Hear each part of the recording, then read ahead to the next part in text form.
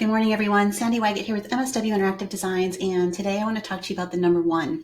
The number one is a very dangerous number in business. If you think about it, if you just have one major supplier, if you just have one major customer, one product or service that is your sole source of income, everything's at risk. It's true in your marketing too. If you only have one major source of leads, your business is at risk. You need to diversify where your leads are coming from. I can talk about this from personal experience. We own a store called wherebrightsgo.com. It's an e-commerce store. And about 10 years ago, it was doing about $30,000 in sales a month. We were ranking on page 1 of Google for that website. Google changed its algorithm.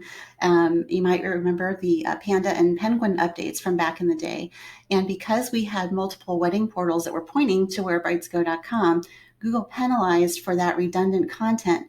That change came out of the blue, and it was 100% out of our control. Our website plummeted to page number 10 overnight, and the sales plummeted overnight. Thankfully, I had MSW Interactive Designs also, so I had another business, I had another source of income. And with Where Brides Go, we were solely relying on our Google rankings for all of that traffic, and it literally changed overnight. Don't put your business in that risk or that situation. You want to make sure that you have as many lead generating sources as you can, because so many things are out of your control. So you want to diversify. Yes, do organic SEO. Yes, do pay-per-click if you need to get on page 1 of Google.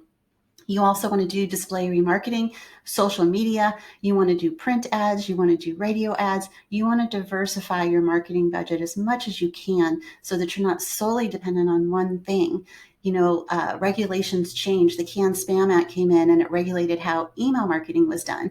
If you're old enough and you remember when people were doing the whole mass fax marketing, there were businesses that went out of business because that's how they were generating their leads. And suddenly overnight, they couldn't do it anymore. And it was 100% out of their control.